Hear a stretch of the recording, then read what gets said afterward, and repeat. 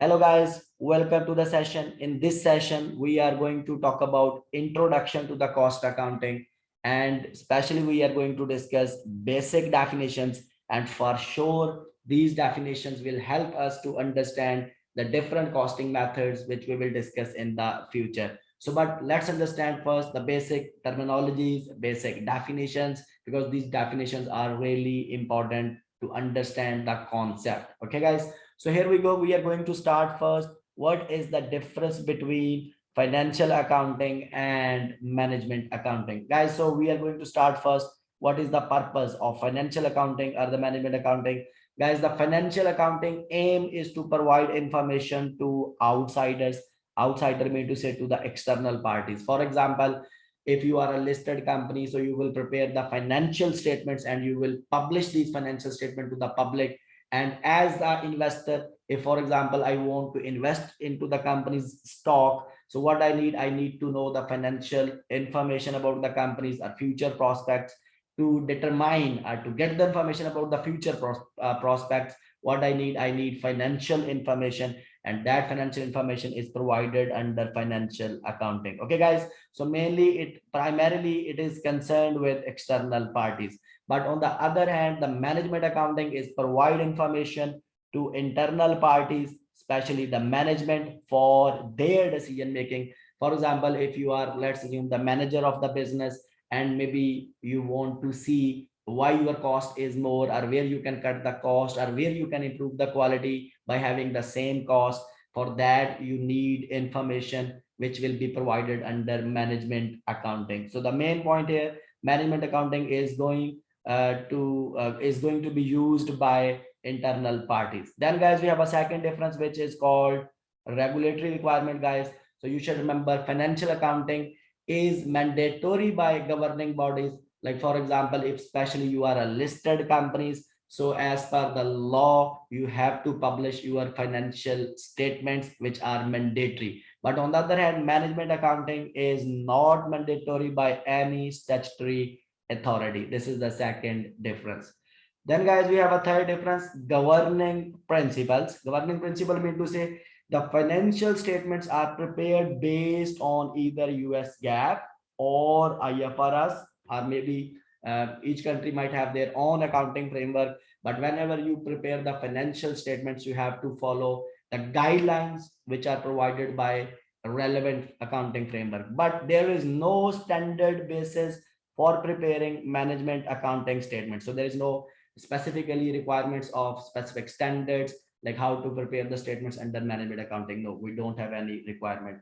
Then guys, we have a time horizon. The next difference, the horizon for financial accounting is the past. Like I mean to say, financial accounting always have a past focus, because when you prepare the financial statement, of course we prepare the financial statement at the end of the year, and at the end of the year we prepare the financial statement for last 12 months or last 1 year. So that is why in the financial statement we have past information. So that is why we can say financial accounting is having a past focus. But on the other hand, management accounting has no time or is a horizon as specified. Like you don't need to prepare annually, but management accounting has future focus, because whatever the current information you will produce, that information will be used for future decision making. So please remember here. Then guys, we have here output. Of course, output mean to say financial accounting documents contain what? Balance sheet. Like under the financial accounting, we are required to produce financial statement which might include balance sheet, a statement of profit and loss account, I mean to say income statement, a statement of comprehensive income, or statement of cash flows, a statement of changes in equity. But on the other hand, management accounting includes document analysis of the product or the function. For example, under management accounting, maybe you might produce variances report, maybe you might produce the reports for profitability, okay, maybe certain other reports. Okay, then we have here relevance of data. Next point, what is the difference? Guys, please note, financial accounting data is almost 100% verifiable and precise. Okay, but the data for management accounting may not be 100% precise, as it might be based on our forecasted, I mean say future prediction, which cannot be 100% perfect. So you can say financial accounting data is 100% verifiable, but management accounting data is not 100% verifiable or precise. Okay. And the next point, we have an independent audit. Guys, mostly for financial accounting, you might have, of course, there are statutory requirements for the listed companies. They must have annual audit, external audit. They must have independent audit of the financial statement. But these independent audit requirements are not compulsory for management accounting. Even we don't perform any audit for that. Okay, guys. So this is what is called your independent audit. So these are the main differences between financial accounting and management accounting. And here we have one more point which is relevant to the confidentiality, guys. So there is no question of confidentiality of financial accounting. The reason is that financial accounting or financial statements, when we publish, we have to publish to the public at large. And of course, there is no point in that for the confidentiality. But on the other hand, management accountings are meant for management and hence confidential. So this is confidential because it has internal information or maybe which will be used by internal management, but it is not, it is confidential. But financial accounting is not bound with the confidentiality principle. Okay, guys. So these are the main differences. Now here we go. We are going to start here because under the management accounting, mostly under the management accounting, guys, so we might have cost accounting also, and we might have a financial management. Okay, because these both are the part of management accounting. So financial management mean to say it's about capital budgeting, it's about sources of finance, working capital management, it's about maybe interest rate risk management, exchange rate risk management. So a lot of things are there. But on the other hand, we have, because our topic is cost accounting, so here we go. We are going to start with the definition of first what is the cost accounting, and then we will see the other basics definition.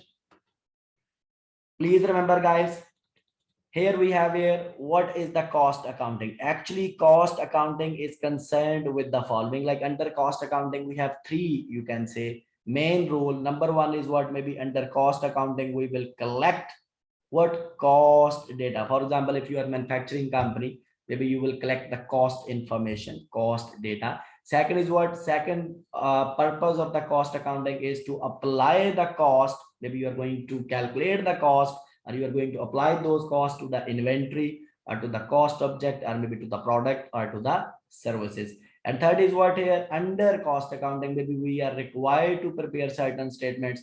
Which statements? Maybe you are required to prepare budgets, costing analysis, or maybe analysis of the variances, or maybe the profitability analysis. So these are the reports which might be produced under cost accounting. So guys, here we have a specific definition of cost accounting, and this definition is provided by Chartered Institute of Management Accounting. So as per them, what is the cost accounting? They're telling you cost accounting is gathering of cost information, like you have to collect the cost information and its attachment to the cost object, and then we are attaching these cost information to the cost object. What is the cost object? I will explain after a few minutes. So by the way, you can say it's a product. Okay, it could be a unit. So you are going to attach those costs to the units, and then establishment of the budgets. You have to prepare budgets also, standard cost also, actual cost of operation. Like you need to know the estimated cost also, actual cost of the operations also, or processes or activities are the product. Okay, so it might include variances also, profitability. This is what is the definition of cost accounting, which is provided by the SEMA body. Okay, guys. Now here we go. We have here a definition. First, we are going to start now. What is the cost? What is the cost? Guys, here we are going to discuss the cost definition. And this cost definition is provided by IMA, like Institute of Management Accountant. It is American-based management accountant. It's American-based body, guys. As per them, this is how they defined what is the cost. There are several definitions. Okay, maybe you could find maybe many definitions, but these are two basic definitions which we are going to discuss. They're telling you a cost as per IMA.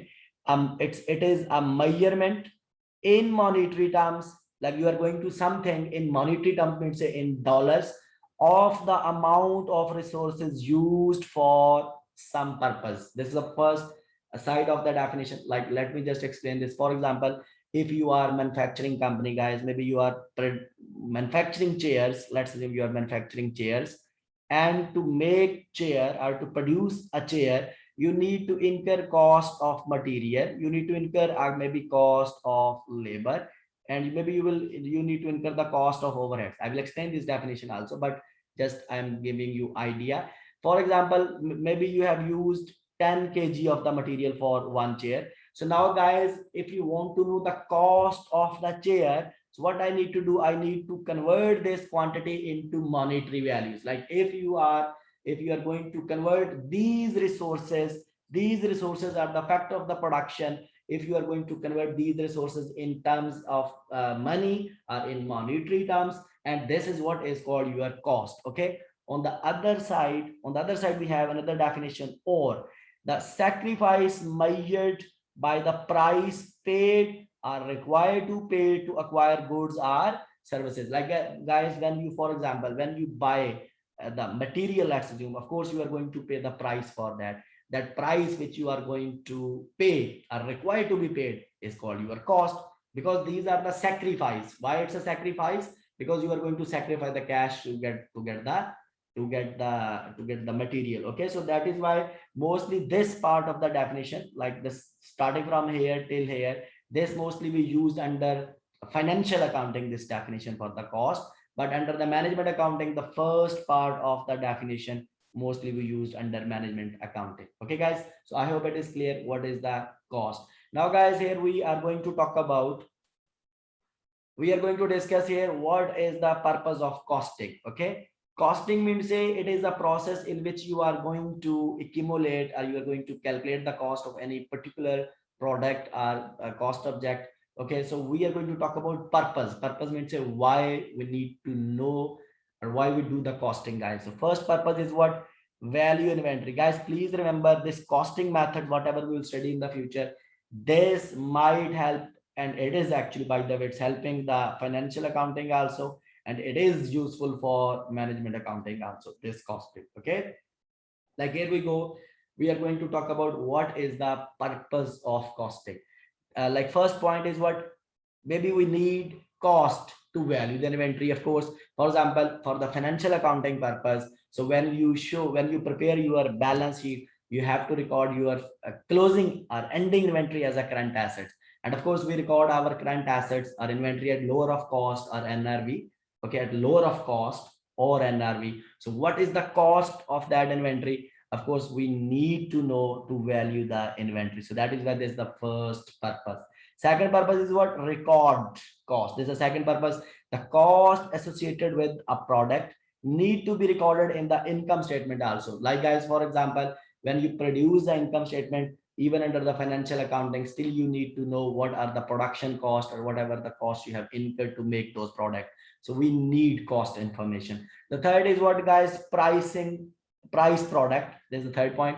Like, if you want to sell your product, of course, guys, so first we need to know the cost of the product. In the cost of the product, we will add our profit margin. This is how we get the sale price, right or wrong, guys? So to get the accurate sale price, we need to know what is the cost. So that is why costing will help us to determine the cost of the product, which will be used to set the sale price as well. Then, guys, we have a make decision. For examples, in certain decisions, we also need cost information. For example, I'm just giving you example. Let's say you are considering make or buy decision.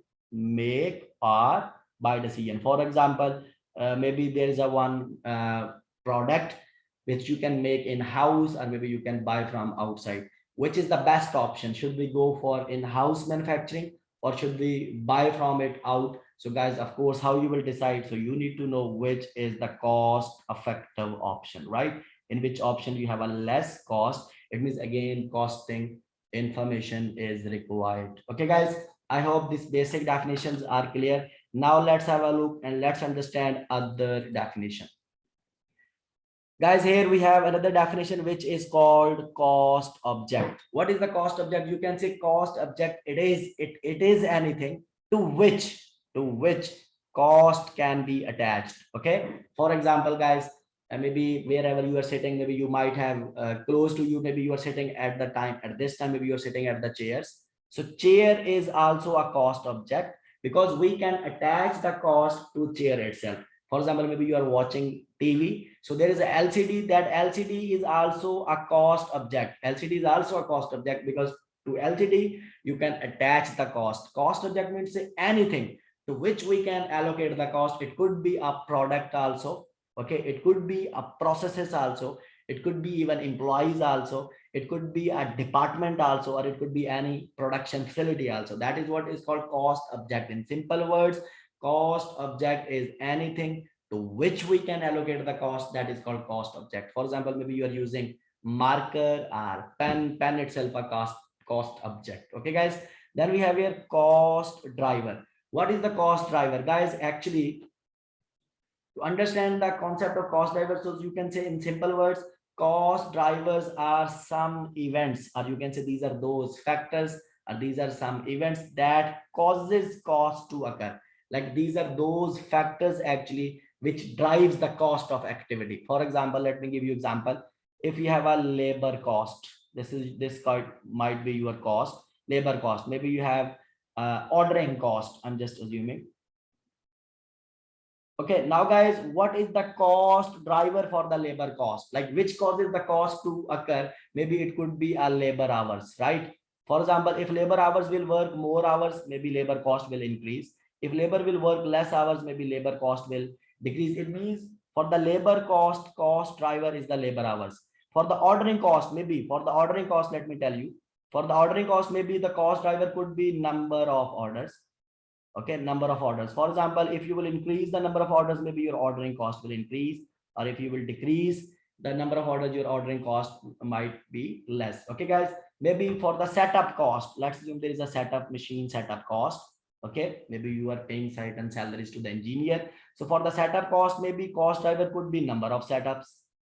Okay, maybe if number of setups will increase, maybe setup cost will go up, or if number of setup will decrease, maybe number of setup cost might go down, right? So this is what is called the cost driver. Cost driver is the basis used to assign cost to the cost object. Okay, we will see by the way where it is applicable, but for the time being, I'm just explaining the definition. So what is the cost driver? So we have learned about the cost driver. Now guys, we have here another definition which is called cost pool. I'm going to explain. Okay, what is the cost pool, guys?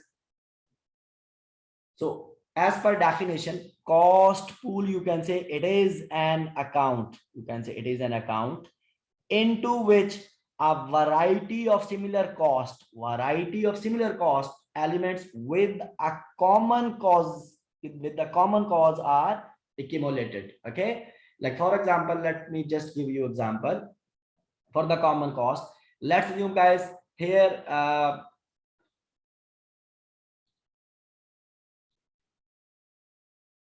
for example, manufacturing overheads is the commonly used cost pool into which various untraceable costs of the manufacturing process are accumulated prior to being allocated. Like you might have other examples also. You can say simply, for example, as I told you, it's simply is a account into which we will accumulate the cost with the common cost. For example, if it is account, let's assume we have a rent cost always you will include in the rent ledger. So you can say it's a rent ledger is a cost pool where you are accumulating the cost. Okay, maybe you are including you are going to include the labor cost into labor wages ledgers, of course with the common cause. Maybe what is the common cost? Common cause is maybe the hours. Okay, based on hours, whatever the cost will fluctuate, maybe you will include in the wages account. Okay, so cost pool, simply you can say it is the account into which a variety of similar costs with the common cause are accumulated. So now guys, here by the way, we will study this. What is the cost pool? What is the cost driver? It will be more clear once we will study activity based costing. Okay, because it is actually applicable there. It's also applicable in absorption costing, but we will study in future what is the main, I mean to say, where to use it. Now guys, here we have here simply we have here guys another point which we are going to discuss here, guys. So please focus with me. We are going to discuss here total cost now. total cost. Simple, just definition, because I want to tell you definitions here, guys. So total cost we can divide into two categories. One, we can say it is a production cost, and second, we can say it is a non-production cost. Okay, production cost is also called manufacturing cost, and non-production cost is also called non-manufacturing cost. And in the production cost, mostly we have a three cost. We have a cost of material, we have a cost of labor, and we have a factory overheads, because I'm going to explain these words. Okay, in the non-production cost, you might have a selling and marketing expense, or you could have administration cost. So here we go. We are going to start first. What are production cost? And as I told you, production cost is also called manufacturing cost. Guys, don't forget, in production cost, as I told you, we have a three cost. We have a cost of material, labor, and overhead. So in material, we have a two words. We have one is called direct material cost, and second is called indirect material cost. Okay, same way in the labor, we have a two words, direct labor cost and indirect labor cost. And for the factory overheads, we will use these are the indirect cost. Okay, so let's have a look first. What is the difference between direct material cost or indirect material cost? So guys, here first we need to understand what is the direct material, and then I will talk about indirect material. So direct materials are those tangible inputs. Tangible inputs means that they have physical existence. These are those tangible inputs to manufacturing process that can practically be traced to the product, and this tangible input is going to be the part of the product. Okay, and unless, what is the condition? Unless used in negligible amounts and or having a negligible cost. So what does mean by this statement, guys? So let me just understand. So actually, guys, so I will use three words there. Okay, if those, actually these three words are three conditions. If all these three conditions are met, we can say this is a direct material. If any one of the condition is missing, so we will say it is the indirect material. Okay, guys, so which those three words are there? So I'm going to use those three words here. First word is what? Identifiable. Second word is what? Major part. In simple words, I'm using major part. Okay, and third word is what? Major cost. These three words we are going to apply. For example, guys, if you are, let's assume you are manufacturing chairs, and if you will look at the chair is your cost object. If you look at the chair, maybe on the chair you are using maybe steel, foam, maybe leather, these kind of things you are using. You are also using nut and bolts, glue, maybe nails, things like that. Okay, maybe staples also. Now, if you will look at the metal, I mean to say maybe steel. So steel is identifiable. You can identify easily. And of course, it is the major part of the product, and it has major cost. I mean, say it is material amount. Amount is not negligible. Amount is material. So if this is the scenario, it means that metal or steel we can classify as a direct material. Okay, for example, if you look at maybe the foam or leather, for example, which you are using to manufacture the chair. So guys, if this is identifiable, I mean, so you can see it, and it is the major part, and it has a major cost. I mean, say amount is a material, it is not negligible. Again, it is classified as direct material.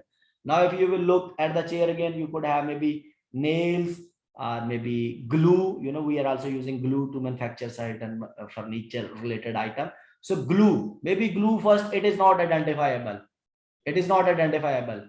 Okay, maybe you can't see, and but maybe it is the major part. Maybe without glue you will not be able to produce the chair, but it also not have a major cost. It means this we can classify as indirect material. Okay, so what I told you, any material which is identifiable, which has major part, and it has major cost also, amount is not negligible, so then we say it is a direct material. And direct material, of course, will be the part of prime cost, which I will discuss after a few minutes. So it is called direct material. For example, here as example written, for example, sheet metal welded together for a piece of heavy equipment. Like for example, you are going to weld the sheet metal, or one piece of the metal with another piece of metal. So these pieces of sheet metals are called your direct material.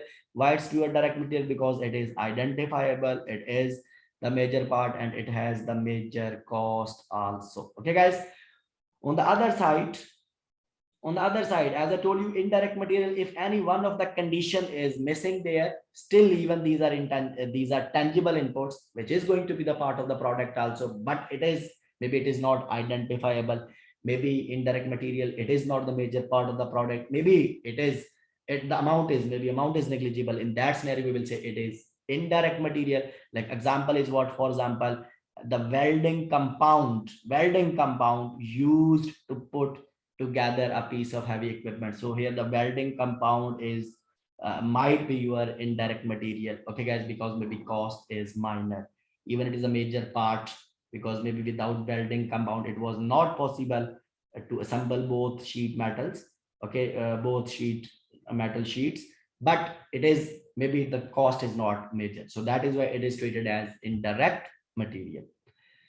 Now, guys, here we have a lot of examples, but of course, I just want to give you the ideas. Then, guys, here we have here direct labor. Again, guys, I'm talking about labor cost. In labor cost, we have two types of cost. One is called direct labor cost, and second is called indirect labor cost, which we will discuss. Okay, what is direct labor cost? Direct labor cost is the cost of human labor. It's a cost of human labor. Like it could include basic cost plus overtime also, but for overtime, I will discuss a note. Okay, it includes cost of human labor that can practically be traced to the product and becoming the part of the product, like which can be traced. Actually, you can trace it, like how much it is there. Example, for example, the wages of the welder. In our example, the wages of the welder is going to be the part of direct labor. Now there are other points. Please remember here, guys, if you want to know about the direct labor examples. For example, here examples of group of labor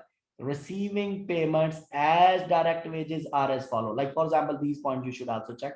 Those workers who are engaged in altering the condition or composition of the product. Like for example, these are those people. If you will look at if you will visit a production plant, maybe you can see there are a lot of people, and we can feel they are working by their hands. They are trying to alter the condition or the composition of the product. So we will say it is the direct labor. Okay, so sometimes inspectors, I would say quality inspectors, which are specifically required for such production, that is also part of direct labor.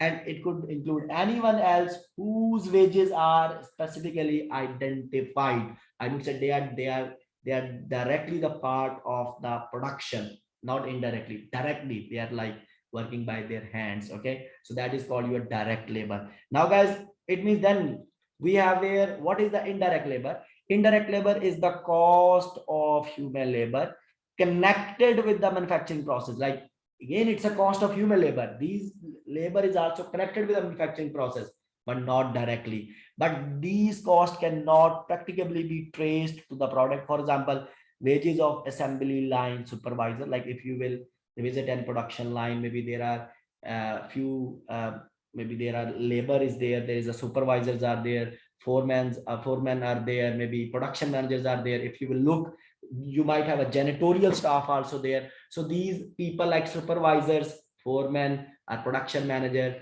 even they are taking care of the production, but they are not directly engaged in the production because they are not altering the product. Okay, so it means we can say these are indirect labor cost. Even janitorial staff is the indirect labor cost. Okay, then guys, here we have a note, few note. I hope it is clear. Few note is what we have here. We are talking about overtime premium. Okay, overtime premium paid to both direct or indirect workers. Like even you are paying to the normal direct laborers, or maybe you are paying to the foremen or to the supervisors.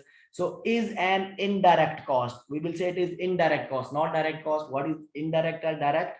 That I will explain after a few minutes. But you can say these are not, this is not going to be the part of direct labor. It is going to be the part of indirect labor cost. Okay, except in two particular circumstances. Like mostly overtime premium is your indirect cost, but if any one of these two conditions are there, any one, so then we will say it is direct labor cost. Number one, first condition is what? If overtime is worked at the specific request of the customer to get his order completed, the overtime premium paid is a direct cost. Like if you're working overtime okay, on the request of the customer, then it is your direct cost. Otherwise, it is your indirect cost. Point number two, if if overtime is worked regularly by a production department in the normal course of the operation, like if it is your routine, like in routine labor is working overtime and they are getting overtime, then overtime premium paid to the direct workers could be incorporated into the average direct labor hourly rate. Okay, I'm saying that overtime, if you're working on the request of the customer, it is direct cost. Otherwise, it is indirect cost. If it is your routine, you are working in routine, it is your whatever the overtime cost you are paying to the direct workers, that is called your direct cost. Okay. Otherwise, it is indirect cost. Then, guys, there might be a certain bonus payments. Bonus payments, like bonus, maybe sometimes companies they are paying bonus to their employees, are generally it's treated as indirect cost. It's not a direct cost. Okay, guys. Sometimes our employers they are paying, they are contributing. For example, employers' national insurance contribution, which are added to the employees' total pay as a wages cost, are normally also treated as indirect cost. Like it's a kind of tax, you can say, which is paid by employer. Okay, so that is also part of indirect labor cost. Then, guys, here we have a idle time. Sometimes we are paying to the labor for the idle time. Idle time is the time in which they didn't work, but still we are paying for that. So is an overhead cost. Overhead means that these are also part of indirect labor cost. Okay, guys, so I told you two definitions so far. What is direct material? What is indirect material? How to deal with the direct labor and indirect labor, or how to deal with the overtimes, bonus, employees contribution for NIC, idle time. So now I'm going to talk about third definition, which is called factory overhead cost. Okay, guys, first of all, there are so many different definitions are there for the factory overhead cost, guys. So this is again the production, because in the production cost, we have three categories overall. As I told you, first we have a cost of material, we have a cost of labor, which we are done, and now we are going to talk about overhead cost. What are the overhead costs? There are different definitions. Some people says the overhead costs are indirect cost. It's true, by the way, these are indirect costs which cannot be traced or which cannot easily trace into the cost object. Like if you look at the cost object, for example, if you look at the chair, maybe these costs you cannot trace how much it is charged to the chair, but for sure these costs are charged. For example, rent cost, rent of the factory, of course it is charged to the product, it is charged to the chair, but we can't see by looking at the chair how much rent cost is charged there. Okay, so this is the definition of overhead. So in simple words, overhead cost, these are those indirect costs which cannot be easily traced into the cost object. Another definition, we can say manufacturing overheads. I mean, so these are those costs which we are incurring in the production, which is not direct material. It is not your direct material or direct labor. It means all the costs which we incur other than direct material and direct labor is called your overhead. Because in the production process, I'm talking about in the production process, you are consuming electricity, you are consuming, you are using office space for which you are paying rent. So these costs we also incur. It's a part of overhead. So mostly in overhead we have a three categories. What? First category is what? Indirect material is going to be the part of overhead. So that is why overhead cost is also called indirect cost. Second thing, overhead cost might include indirect labor also. Indirect labor will also be the part of overhead. And the third category, which will be the part of overhead, that is called your factory operating cost. And factory operating cost, also known as general overhead, includes what? Utilities, real estate taxes, insurance of factory plant and machinery, depreciation of factory plant and machinery, repair and maintenance of factory plant and machinery, cost of the rent. So all these are factory rent, I mean. So these are called factory operating costs. Like these are those costs which are necessary to operate the factory. So if you will combine these three costs, which three costs? Indirect material, indirect labor, and factory overhead costs. So you can say these are indirect costs. So that is why these costs are called overhead. And in simple words, what are the overheads? Overheads are all those costs which is not direct material nor direct labor. I hope, guys, it is clear. This is what is the production cost. Three costs are there in the production. So now guys, here let me just tell you a few more definitions, then I will move to the non-production cost guys. So here we have a definition. One is called prime cost. Like I'm talking about still manufacturing cost. In manufacturing cost, as I told you, we have a three: direct material, now this is the correct way, plus direct labor plus overheads. In overheads we have a three cost: we have indirect material, we have indirect labor, and we have a operating cost, right around. So now guys, what is the prime cost? If you will make the summation of direct material and direct labor, this is called your prime cost. Sometimes there is another word, direct expenses, okay, which nowadays we usually charge to the overheads. Okay, so some people say, oh, there's a direct material cost plus direct labor cost plus direct expenses, but nowadays mostly expenses we are taking to the overhead cost, so that is why I'm not using direct expense word here. Okay, so then guys, if you will add direct material plus direct labor is called your prime cost. In case if you have a direct expense also, you can add to the prime cost. Then guys, there is another cost which is called conversion cost. Conversion cost is what? The cost which you will incur on material to convert into the finished product, that is called conversion cost. For example, if you will add labor cost and overhead cost, because these are those costs which we will incur to convert the material into the finished product, that is called your conversion cost. Okay, please don't forget these two definitions.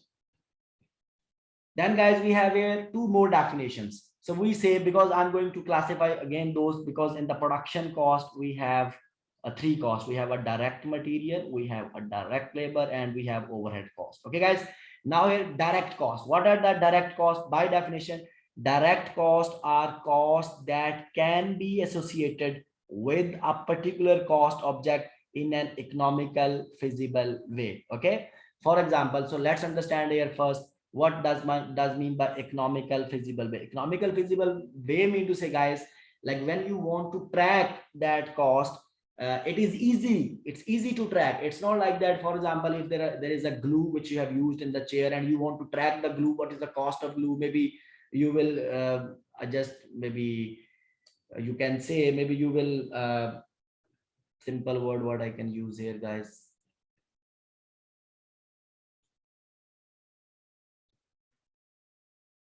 Maybe as simple word I can use, maybe if you want to see the cost of glue, maybe you will break the chair and you will see, oh, what is the cost. It means it's not an economical feasible way. Economical feasible way would say these costs are easily traceable. Like when you want to trace the cost, you trace any cost, the benefits are more and the cost to trace that cost is less. That is called economical feasible way. Like in simple words, it's easy to trace.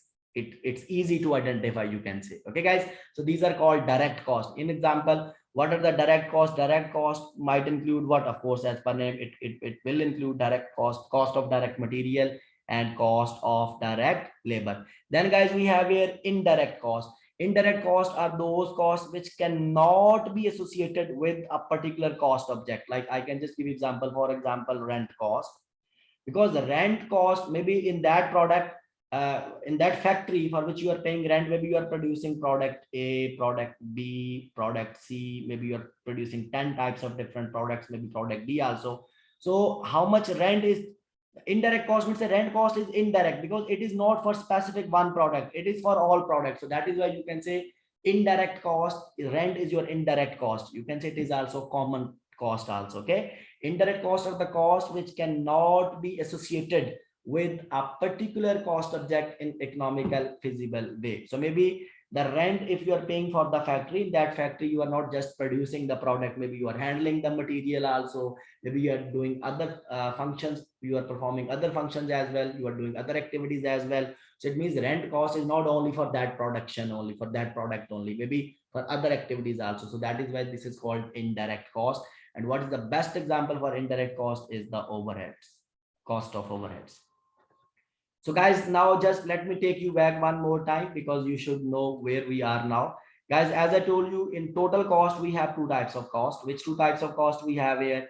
Production cost and we have here non-production cost. So for the production cost, what's the introduction we had done? So now I'm going to explain what are the non-production cost. In the non-production cost, we have a selling cost or marketing cost and administration cost.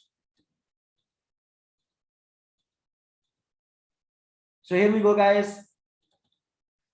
So here we have a selling cost, which is which might include marketing expense also. These are those costs incurred in getting the product from the factory to the consumer. Like whatever the cost you will incur to just deliver the product from factory point or from the manufacturing point to the consumer. For example, it might include cost or sales personnel salaries, advertising cost, product transportation cost. This is what is called your selling or marketing expenses. Okay, then you might have a administration cost, administrative expenses. Administrative expenses are those costs incurred by a company not directly related to producing or marketing the product. Like these costs are not directly relevant to the production, are not directly relevant to the marketing. For example, it might include what? Executive salaries, depreciation on the headquarters building, and the rent on the warehouse containing inventory. So these are called your administrative expenses, and it could include the salaries of administration staff as well. Okay, guys. So these are the basic definitions. Now, guys, I'm going to tell you here two more definitions. Here we have one is called product cost, and second is called period cost. In simple words, product cost are those costs which are going to be the part of the product, and ultimately it is going to be reflected in the cost of goods sold. And because in future we will study in under each costing method, like which cost is going to be the part of the product. Okay, that is called your product cost. And product costs are also called inventoriable cost, because this is going to be the part of inventory. Because if the product is unsold, these costs will be the part of ending inventory. Okay, and these costs ultimately will be reflected in the cost of goods sold also, because even the product is sold or not sold. So if it is unsold, it will be your ending inventory. Still, it will be treated under cost of goods sold in income statement. If it is sold, still it will go there in the income statement. So ultimately it will be reflected in the cost of goods sold. Okay, this is called your product cost. And mostly product cost include what? Direct cost of direct material, direct labor, and production overheads. It depends, it's variable production overheads or fixed production overheads. So that depends upon the costing method which you will study. Then, guys, on the other hand, we have another definition which is called period cost. What is the period cost? Period cost, actually these are those costs which are not going to be the part of product. So simply these costs are going to be recorded as a expense as incurred. Expense as incurred mean to say, so you will record as expense in the income statement below the contribution or below the gross profit. It depends which costing method you are using again. So these are simply expense. So these costs are never capitalized as a part of the inventory. Okay, so that is why they will not be included. That's excluded from the cost of goods sold. It is not going to be the part of cost of goods sold. Like for example, if you are preparing income statement, you will write sales minus, for example, cost of goods sold is equal to your gross profit. From there you will subtract the expenses. So period cost is going to be the part of these expenses, and product cost is going to be the part of the cost of goods sold. Okay, this is the difference, and we will see in the future. Then, guys, we have here two more definitions we have here. One is called variable cost and fixed cost. Okay, variable cost and fixed cost. Guys, what are the variable cost? Variable cost are those costs which will change with the level of activity. With the level of activity means with the production. If you will increase the production, these variable costs will increase. If you will decrease the production, these variable costs will decrease. Okay, this is what is called your variable cost. Here, guys, you should remember here variable cost in total and variable cost per unit. Okay, so what is the point? Variable cost in total vary directly and proportionally with the change in volume. For example, let's assume if this is your output means a production unit 1 2 3. Here I'm assuming, for example, material, let's assume in kg I'm using. For example, material in kg, we need for each unit, for example, 2 kg for each unit, 2 kg. Okay, so this is your total material kg, total material or total material. Okay, in quantity you can say. So if you will multiply 1 times 2, 2 times 2, 3 times 2, so it's going to be what? 2 here, 2 kg here, it's going to be 4 kg here, it's going to be 6 kg. Now see, If you will increase the production from 1 to 3, in total it is changing, it's also increasing. If you will decrease the production from 3 to 1, so you can look at here from 6 to 2, it's also decreasing. This is what is called in total. So it's very directly means say if production goes up, this will also goes up. If production goes down, this will also go down. This is what is called variable, very directly and proportionally with the change in volume. But when we say variable cost per unit, it remains constant in short run. For example, instead of kg, if I will use it dollars, let's assume these are dollars. Okay, for 1 unit we need $2 cost, for example. Okay, now it will become here $2, $4, $6. So if you look at per unit it is constant. Constant means say this will be constant in the short run, guys, not in the long run, because prices will be constant for the short run. It is not possible that maybe after 10 years there will be a same price. No, there is impact of inflation, but variable cost per unit remains constant in short run, not in the long run. So this is what 2 points, please, you should remember. Then guys, we have here fixed cost.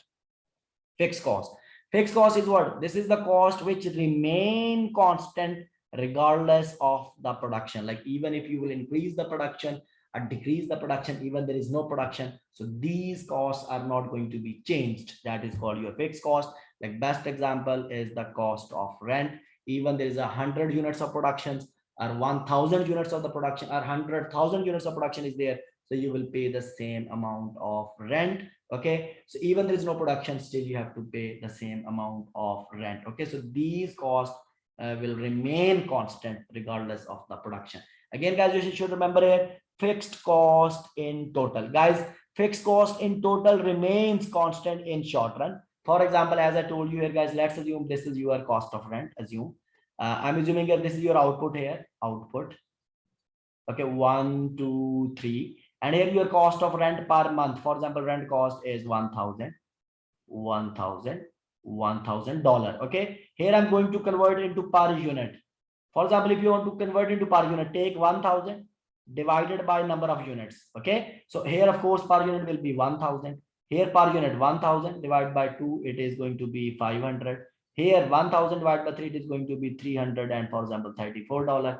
Now guys, what happening actually, if you will increase the production from 1 to 3, whenever the production goes up, this fixed cost per unit goes down, right or wrong, from 1000 to 334, right?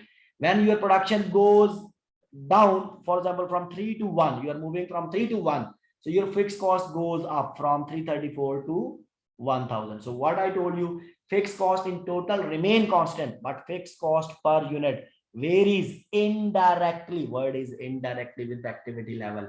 Indirectly means when production goes up, fixed cost per unit goes down. When the production goes down, fixed cost per unit goes up. This is what is called variable cost versus fixed cost. Then guys, here we have here just another definition which is called relevant range, because I'm covering those definitions which are necessary to understand the costing methods in future. Okay, so what is the relevant range? Simply you can say relevant range. The relevant range, I'm going to explain the concept. Actually, in simple words, you can say, if you will look at here, this concept, what we studied here, let me just remove and understand the concept in easy way. So what is the relevant range? Okay, by the way, this relevant range will be used in forecasting also. Okay, so relevant range, simply you can say it is the time period, it is the time frame in which one of two things is going to happen. Which two things? The variable cost per unit remains constant. It's a time period in which variable cost per unit remains constant, or it is the time period in which fixed cost in total remain constant. So here keyword is remain constant, remains constant. Okay guys, time period, the time period in which the variable cost per unit remains constant, or the time period in which fixed cost in total remains constant, that is called your relevant range. For example, mostly let's assume it could be any duration. For example, I'm assuming it is a 1 year, because mostly rent cost in total, fixed cost in total, I mean so rent cost in total remains constant for 1 year. So it means relevant range period is 1 year. So here we have, here we go. What is this? Was the simple words. Now here we go. Let's have a look. They're telling you relevant range defines the limits within which per unit variable cost remain constant and fixed costs are not changeable. Means a fixed cost in total remain constant. So this is called what is your relevant range, and it is the synonyms of with the short run. Okay, short run is a short time period. Okay, guys, this is another definition. Then, guys, we have here another definition, which is called mixed cost. It is also called semi-variable cost. You can also say total cost, because in total, most of the time in total cost, we have two types of cost. We have a variable cost and we have a fixed cost. So, guys, what we learned till now, just let me first summarize quickly, because you should not forget, guys, because in my example, in the production cost, I told you, if you remember, we have a total cost. In total cost, we have two types. We have a production cost and we have a non-production cost. Okay, guys, in production cost, we have a two types of cost: direct material, three types. We have a direct labor and we have a overheads. Guys, here direct material is purely your variable cost, direct labor is your variable cost, and overheads you might have a variable and fixed. For example, utilities could be variable, depreciation which ties with the output level, that is variable, depreciation based on straight line or other method, that is fixed, rent is fixed, okay, insurance is fixed. So this is, you should remember. Then in the non-production, as I told you guys, we have here selling cost and marketing expenses, selling and marketing. So it could be variable and fixed both. I'm using word, it could be variable plus fixed both. For example, salesman commission is variable if you are paying commission on each unit sold, and salesman salary is the fixed. You could have administration cost, and administration cost mostly by nature, these are fixed costs. So you should remember which are variable and fixed. Okay, guys. So now I'm talking about this total cost. I'm saying this total cost is also called mixed cost. It is also called semi-variable cost. It is also called semi-fixed cost. So, guys, as I told you, semi-variable or semi-fixed cost includes both portion, variable portion and fixed portions also, guys. Now, guys, here I'm just going to put small calculation, because you should not feel bored. So we are going to discuss here, if you have a total past cost, or if you have a total mixed cost or semi-variable cost, how you will split the total cost into variable portion or into fixed portion. So there are different ways to do it, but there is a one method which is called high-low method. Maybe you studied in your earlier education. So we are going to use high-low method to split what? Total cost into variable and into fixed portion. Okay, and high-low method, how it will work, let's have a look. Just intentionally I put this calculation here just to avoid, guys, if you feel bored. So here we go, guys. So high-low method, as I told you, high-low method is used to split total past cost into variable portion and fixed portion. And how it is going to work, let's have a look with the help of example. For example, guys, here we have a small example. Let's assume a company has the following cost data and it's a past data. So we have here, these are the months. We have a April, May, June, July, August, and September. And here we have a machine hours worked in each month. Okay, these are machine hours.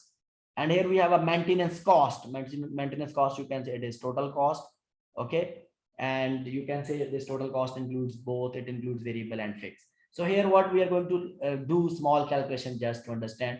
Calculate the total cost. We want to calculate total cost for the month of October. If we plan to work 1,300 hours, like you want to estimate how much will be the cost for the month of October. If you're planning to work 1,300 hours, then you can realize here, guys, there is no 1,300 hours are there, and it means you can calculate the cost. And what we will do here, we will apply first high-low method on past cost to calculate the variable cost and fixed cost, and then we will use that variable cost and fixed cost within the relevant range to estimate the cost for the October. Okay, guys, so here we go how we will work. So guys, it's very simple idea. So this is the question in front of you. So first of all, step number one, what you have to do, because we are going to apply high-low method, and step number one, you have to calculate the variable cost per activity level. Per activity level mean to say this is activity level. It could be hours, liters, kg, barrel. I mean to say it could be any quantity. That is called your activity level. And what you have to do, from the activity level, you have to select two activity level, the highest one and the lowest one. That is why it's called high-low method. Okay, guys, highest activity level is how much? 1,600, and lowest activity level is 800. And please carefully choose these two activity level, and then you have to select the cost at those activity levels. Okay guys, so here we go guys. Now what we are going to do here, so we will place this formula here to calculate the variable cost per activity level, and per activity level is hours here. Okay, maintenance hours. So we have here, we have to select highest activity level, which is 1600 hours. We have to select lowest activity level, which is 800 hours, and we will place the cost in front of that. So cost at 1600 hours is how much? 3400. And cost at 800 hours is 1900. Just place their cost, and guys take the difference of hours, like for example from highest minus lowest 800 hours. Difference of cost from highest minus lowest is 1500. Or you can calculate this way also if you want to calculate variable cost. Here take highest activity level minus lowest activity level. It's the same thing I'm doing guys. Highest activity level is 1600, lowest activity level is 800 hours. These are hours, and I will take their cost in the numerator. Cost at highest was 3400, cost at lowest is 1600. Now solve it. So you will take the difference of cost, like difference of numerator, it is going to be 1500, which we got it here, and difference of denominator is going to be 800, which we got it here. Okay, now what? Just divide it, you will get variable cost per hour. So here we go, variable cost. So you will take difference of cost divided by difference of hours. Difference of cost is 1500 and difference of hour is 800. If you will divide, you will get variable cost per hour, which is 1.875 per hour. Per hour, it could be per unit. It depends which quantity is given. So here hours are given, so it will be per hour. Now guys, this was a step number 1 under high-low method. And don't forget, under relevant range, I told you we assume variable cost per unit or per hour or per barrel or per liter is going to be constant, and fixed cost in total is going to be constant. Okay guys, so now step number 2, what we are going to talk about, calculate the fixed cost. And here very important point is, the point is you have to calculate the fixed cost at selected activity level. This is the keyword here, selected activity level, which you have selected. And in the step number 1, you have selected here 1600 and 800 at any level, any of these two, any one of these two, you can calculate the fixed cost. You know guys, total cost is always equal to fixed plus variable, right? Now if I want fixed cost, it should be equal to total cost minus variable cost, right? So this equation we are going to apply.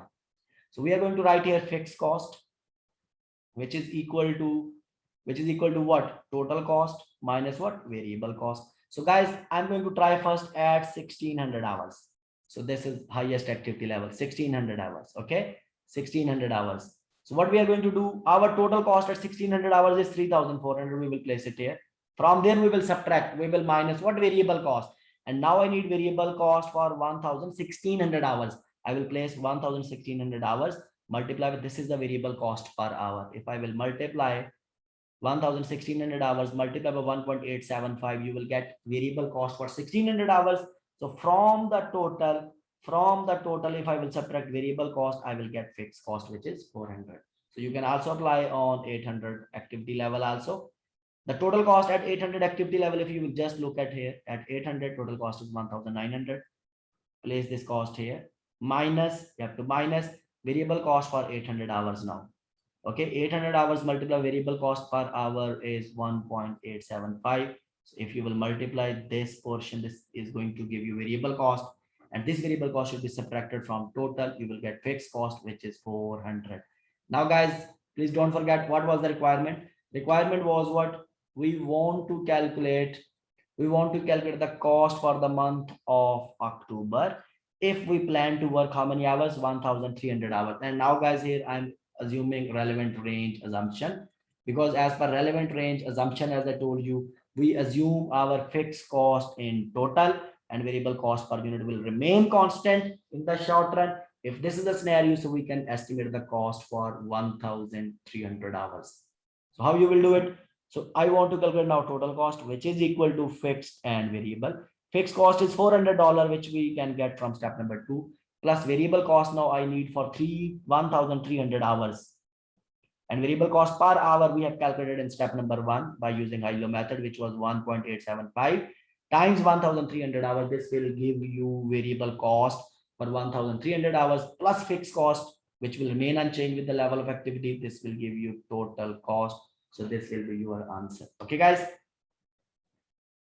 I guess this guy's video is becoming very long. So guys, we discussed actually basic definitions only. We didn't discuss all the basic definitions. Honestly, because there are other definitions also there. Step up fixed cost, what is scrap, waste, etc. So these kind of things I will discuss with other topics, of course, as we will move to the topics. So I guess this idea is simply very easy idea, because let me tell you last thing, and next video I will start from there to onwards. So what is the last thing, guys? So simply I want to tell you here from this costing method, because I will finish my video here and next video I will start from here. So guys, here we have here costing methods. Actually there are a lot of different costing methods are there. So one costing method, very basic costing method, that is called variable costing. It is also called marginal costing. And the second costing method we have here, absorption costing. It is also called full costing. And don't forget, guys, just we studied in the total cost, we have two types. We have production cost. In the production cost, we have a direct material, direct labor, and overheads. I told you direct material is variable, direct labor is variable cost, overhead could be variable or fixed. And in the non-production, we have here in the non-production, if you remember, we have selling and marketing cost, and we have administration cost, right? So as per variable costing, what we will do, we have to answer two questions. What is going to be the product cost? Product cost means to say the inventoriable cost, the cost which is going to be the part of inventory, that is called your product cost. As per variable costing theory, what we will do, only we will take variable cost to the product. Variable cost, it includes what? Direct material, you can look at here, direct labor plus variable overhead. Variable overhead means this portion. Okay, this is going to be the product cost. Now check what left. So the remaining things are fixed cost and all selling and administration cost. So under variable costing, guys, so fixed overheads from the production and all selling cost, even it's variable or fixed, and all admin cost, even it's variable or fixed, but mostly it is fixed. So it is treated as period cost, and period cost, I told you, it is recorded as a expense. It will never be recorded in the cost of goods sold. Okay, just then we have to understand here absorption costing, because in next class I will open one by one in next video. In absorption costing, it's another costing method. As per this costing theory, all the production, I'm using word all the production should be, production cost should be the part of the product. So product cost meant to say full production cost should be the part of the product, and it will include direct material, I meant to say this cost, direct labor, variable overhead, and fixed overhead. Okay, this is going to be product. So what is remaining? Remaining is non-production now, which includes selling and marketing and administration cost. So these costs are treated as period cost, meant to say as a expense, because period costs are the cost which will incur due to the passage of time. So these are treated as an expense. Okay, under absorption costing. Now if you look, what is the summary? What is the summary? You will look at here, it's the same, but only one thing is difference. Difference is what? Production overhead. This is the only difference under variable costing and absorption costing. Production overheads, fixed production overhead, production overhead. These are going to be the period cost under variable costing, and this is going to be the product cost under absorption costing. This is the only difference. And from here I will start my next video. And just let me tell you here, guys, the variable costing, marginal costing is used for internal reporting purpose also. And in variable costing, which we will discuss in the next class, profit is measured in terms of contribution margin and net income. I will explain what is contribution margin next class. And it is not allowed by IFRS and GAAP. But on the other hand, the absorption costing mostly used for external reporting, and profit is measured in terms of gross profit, not in terms of contribution. And it is allowed by IFRS and GAAP, because when you prepare income statement under financial accounting, so by default you follow their absorption costing. Guys, from here I will start my next video. Thank you so much. See you in the next video. Bye bye.